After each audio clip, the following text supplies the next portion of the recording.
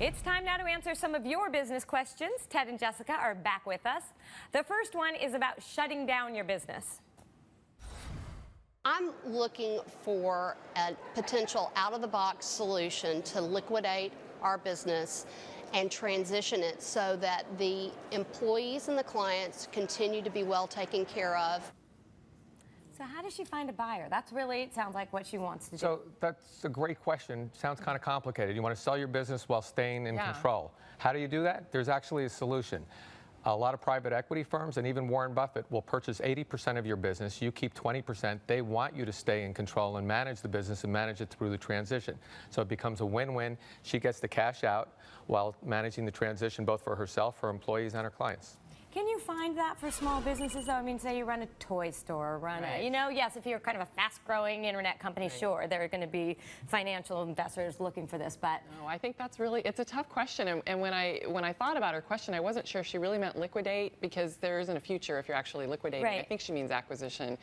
But I think really it comes down to having a good lawyer help you negotiate the deal from the get-go, because once you've sold your company or liquidated the assets, you don't have any control anymore.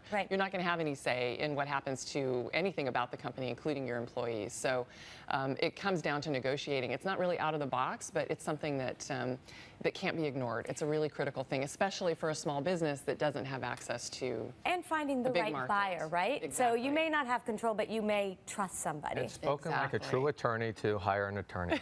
Excellent advice. All right, let's move up to the next question. It's about trying to stay focused.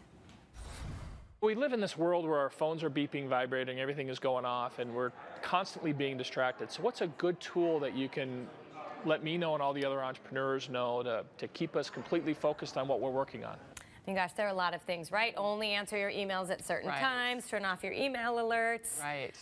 Do any of them work for you guys? Do you do anything? You know what I do? I actually do a time blocking technique where I actually dedicate certain days of the week to certain activities in certain parts of the day. But it's very hard. I'm always tempted to check my email, and I get texts, and it's easy to get interrupted. So, you know, for me, this is almost sort of like a philosophical technique, is I try to focus on being very present in whatever it is that I'm doing. I try to give my full attention, even if I'm giving myself 15 minutes or half an hour to work on something.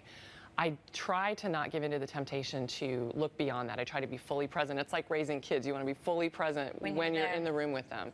So for me, that technique seems to work, and by blocking my calendar, I can be sure that the things that need attention are going to get attention during the week. Look, you can't go back in time. Smartphones are only getting smarter. And the truth of the matter, look, I'm a CEO of a company. I'm receiving hundreds of emails a day, but here I am taping the show.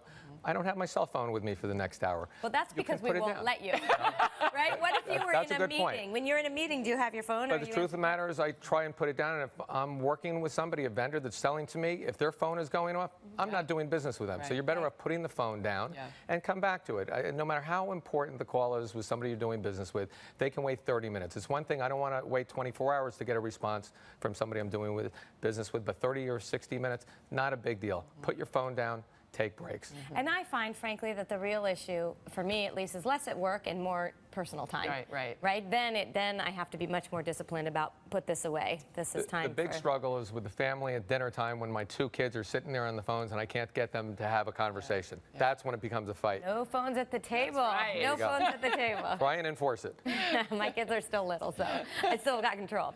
All right, finally, we have a question about getting a lawyer.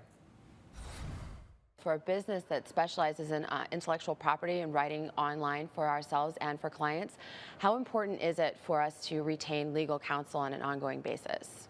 Okay, I'm going to start with you, Ted, on this. Well, Jessica is going to be happy to hear me say this. You never want to cut corners when it comes to legal fees. But what you can do, and this has worked effectively for me, is I will hire an attorney from a law firm to work for me part-time. It's called a secondment, where I pay their salary directly. I don't pay the overhead of the law firm. The law firm's happy with that because they like their young attorneys getting good corporate experience working in a corporation, so it becomes a win-win. We cut back on our expenses while still getting top legal advice. Interesting. Yeah. And, you know, for people that don't have the budget for that yet, there are so many firms out there now that provide flat fee services. My firm is one of the first that did it. We've been doing it for a number of years now, but It's possible to get really good legal representation in a way that's predictable and isn't too scary or intimidating. But I just want to say, in response to the question, it's absolutely critical to have good legal representation as early as you can afford to have it, because honestly, if you can't afford to have a lawyer, you're risking way too much by operating. There's too many things that you need to be concerned about, particularly intellectual property. If that's their business, protecting their intellectual property and their clients' intellectual property is critical. All right, well, great. So great to see both of you guys. Thank you for having us. Thank you, JJ. Nice to be here again. Thank you.